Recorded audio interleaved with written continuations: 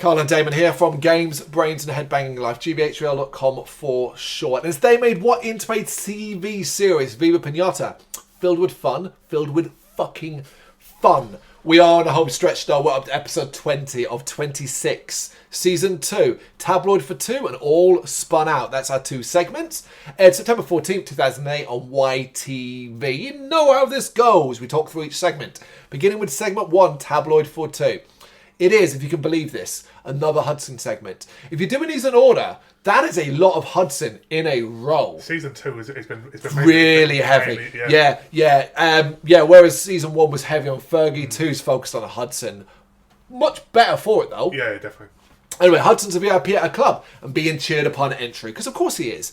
Inside he's hanging out and finds himself at a bar next to Hayley Horstachio. She's another celebrity. They should be friends, but they're actually rivals, unsurprisingly. The next day, Hudson sees the papers and looks at the press, thinks they might have something romantic going on. Hayley and Hudson as a couple. Makes sense. Power couple, celebrity power couple. Yeah. Absolutely. Hudson's not happy about this, though, but Simone thinks they can use it and calls Hayley's agent. And together they decide to perpetrate the rumours on behalf of their clients, much to both Hayley and Hudson's annoyance. I did appreciate the fact they make it the fact that Hayley and Hudson don't want to do this. Yeah. Because otherwise it's well dodgy, man. Yeah, indeed, yeah. They go along with it though, even though they simply don't like each other. As time goes by though, the romance is big news. And someone is not happy. In one of those oh so lovely moments of Viva Pinata, remembering it's got to create a world and some lore. What do we get? Beverly Badsicle not happy about this at all. At the club, everyone is really excited about the pairing. However, trying to whisper to his friends the truth about Hayley, Hudson reveals to the crowd that Hayley isn't his girlfriend. Just ends up shouting it too loudly. The agents recover quickly though and declare that no, they're not boyfriend and girlfriend anymore. They're engaged. And I was like, that it's clever, yeah. Good get. Sometime later, Hayley and Hudson have met in secret to try and find a way to call the wedding off.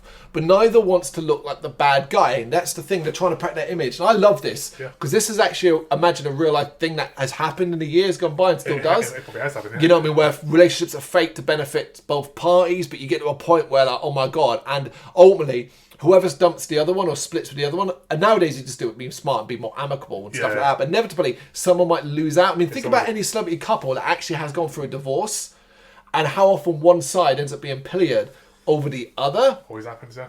So you can understand why neither want to be the one to look like the bad guy. I do like that. So because of that, the wedding is going to go ahead and their agents are going to do everything possible to make sure it happens. The wedding is very exclusive though. And Beverly is heartbroken in the crowd. Poor Beverly, except the fact she's a stalker. It's hard to have sympathy for her. From a distance, Hudson tries to signal to his friends to help, something Paulie is able to understand, and they're able to get him alone to find out the truth. Confronted by Simone, they try to play it off, with Paulie pretending to be a stripper. Okay? Yeah. It's too late though. The wedding is going to go ahead at speed because Quackberry has to be somewhere else.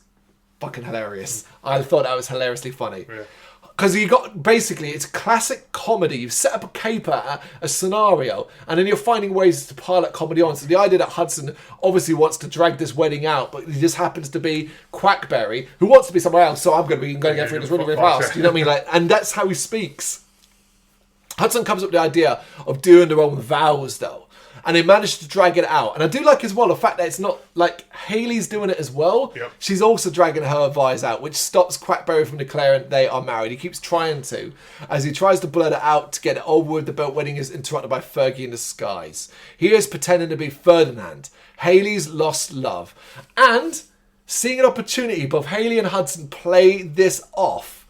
Hudson ends up leaving a hero because he gives Hayley up for her original love. He's all like, you love that, you know, absolutely. And everyone is happy to see Hayley reunited with her original love.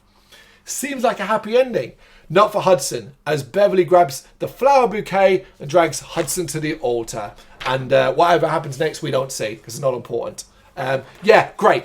That's a great example of a well-told story with a beginning, middle, and end. Yep. Where I think all the characters do funny stuff, and it's just fun. It's a good one. Strong episode, and I don't think we've had a mention of a party, but they're like 4 or 5 segments now, I think. So it's been. Ooh, yeah, segment-wise, we have that was a good segment. But let's see if segment 2 holds up at all. It is all spun out, and the gang are at a bar and are complaining about how run down and dirty it is. So we've got a new location apparently now.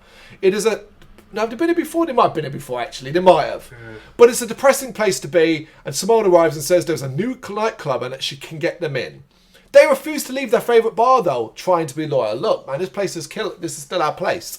However, the new nightclub, called Red Hot Nightclub, is looking good in an advert. Simone is insisting that Hudson has to go for opening night.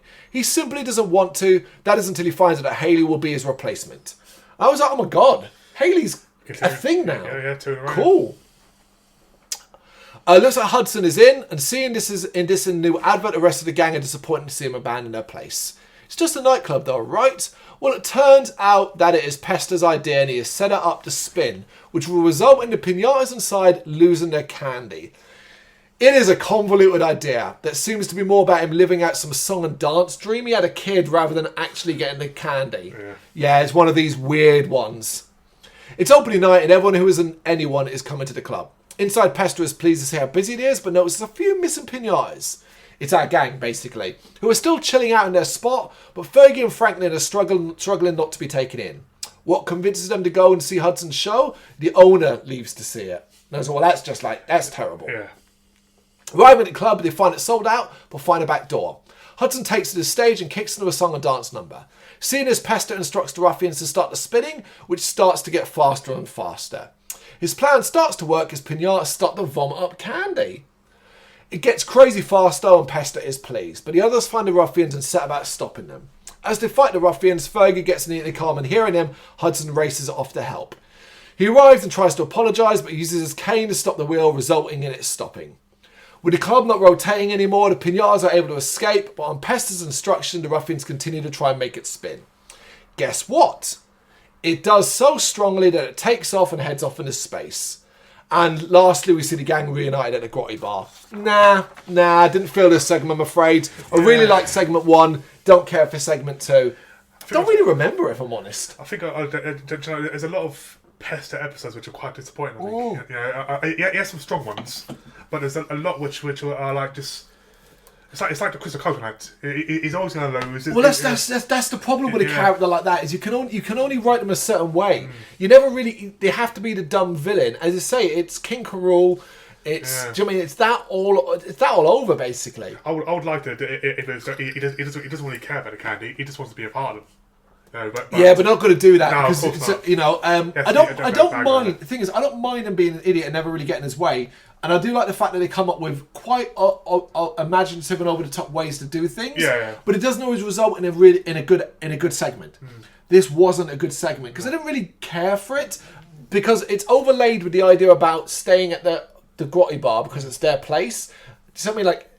Don't really see how that's relevant to anything, you know? I don't even remember this one either. So that's the thing, is like memorability of that segment is really, really bad, whereas the first one, Tabloid for 2, remember it really, really strongly. I can picture it in my head. That's how you know it's a strong segment. So, yeah, similar thing we've had with different episodes. We've had one really good segment and one not so good segment. Check that first one out. It was episode 20, Tabloid for 2, and all spun out. You got any thoughts on what to do?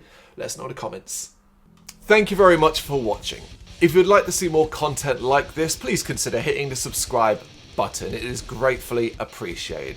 You can find us over at gbhbl.com, our full website, where reviews, news, and so much more goes up daily. We're also on all social media platforms: Facebook, Instagram, Twitter, Threads, at gbhbl. Just search for gbhbl and you will find us out there. We also have merchandise on sale. You can access the shop via the website.